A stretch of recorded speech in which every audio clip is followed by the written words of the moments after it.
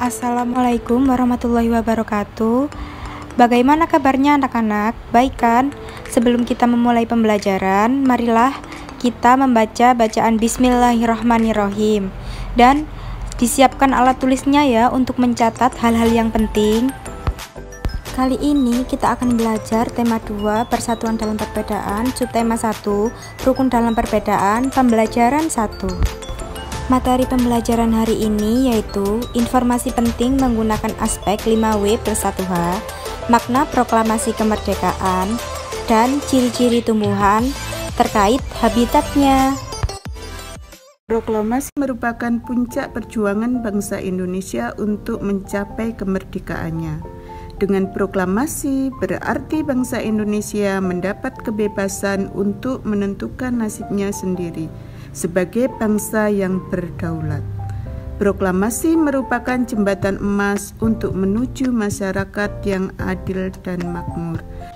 Meskipun bangsa Indonesia terdiri dari berbagai suku yang berbeda, dengan adat istiadat yang berbeda, dengan latar belakang masyarakat yang berbeda, tapi bangsa Indonesia dapat bersatu dalam memproklamasikan kemerdekaan Indonesia. Kalian pernah melihat kan, setiap tanggal 17 Agustus bangsa Indonesia merayakan kemerdekaannya. Pada saat terjadi peringatan 17 Agustus, kalian pasti mendengar adanya teks proklamasi. Sekarang, coba kalian perhatikan pada halaman 1 buku tema kalian. Di situ ada teks proklamasi.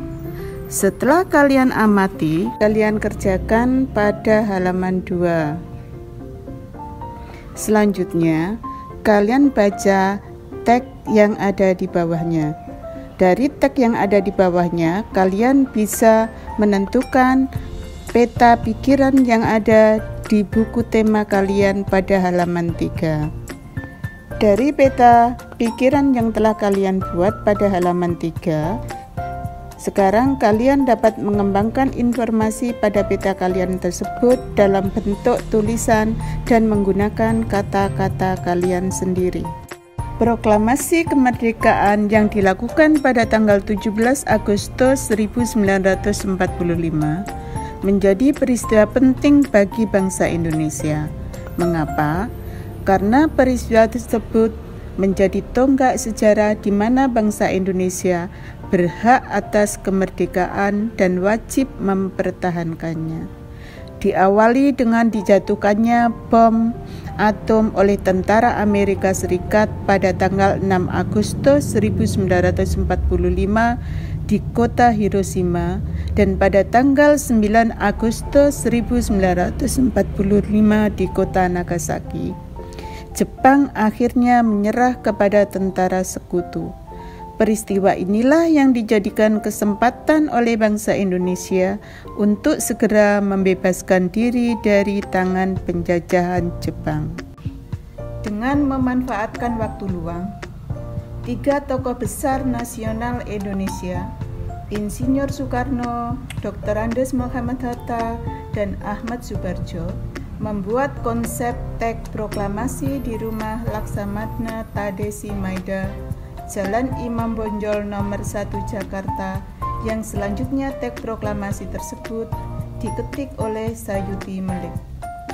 Meskipun dalam penyusunan teks proklamasi banyak tokoh yang hadir, tapi atas usulan Soekarni, teks proklamasi ditandatangani oleh Insinyur Soekarno dan Muhammad Hatta atas nama bangsa Indonesia. Keesokan harinya, tanggal 17 Agustus 1945, di kediaman Soekarno, Jalan Pegangsaan Timur nomor 56, pukul 10, teks proklamasi dikumandangkan oleh Insinyur Soekarno dan disambung pidato singkat serta dikibarkan bendera Sang Merah Putih. Indonesia merupakan negara yang Bhinneka Tunggal Ika. Meskipun berbeda-beda, tetapi tetap satu jua. Ini dibuktikan dengan menjelangnya proklamasi kemerdekaan.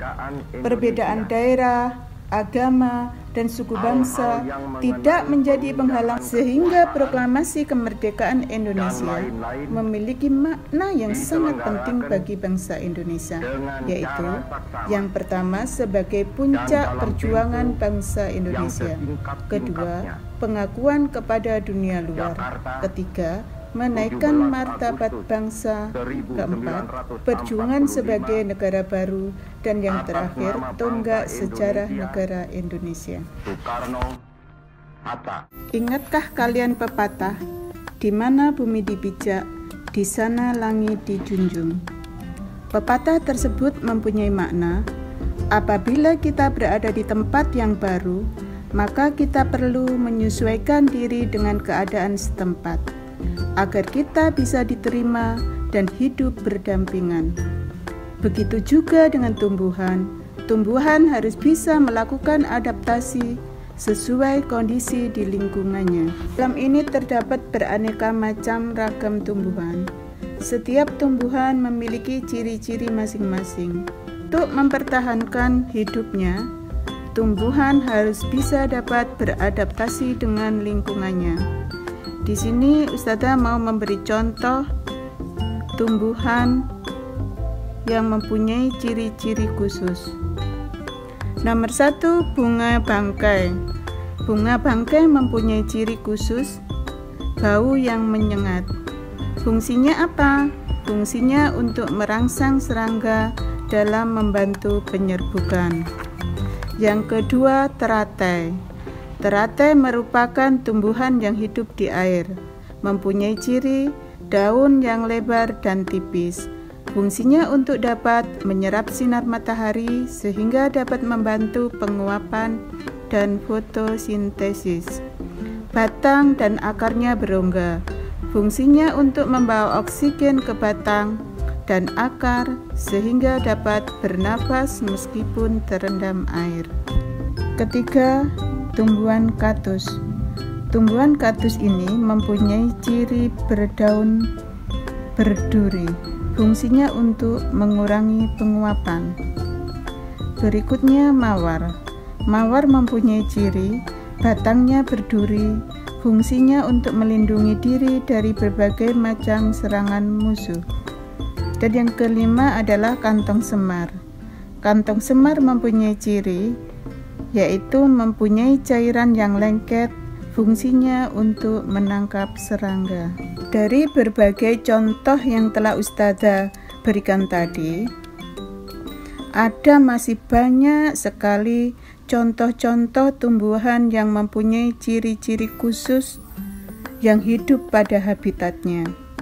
Untuk itu, Ustazah memberikan tugas kepada kalian, yaitu untuk memilih salah satu tumbuhan yang ada di sekitar rumah kalian, lalu temukan ciri-cirinya dan bagaimana cara beradaptasi. Demikianlah pelajaran kali ini. Semoga dapat bermanfaat bagi kalian semua.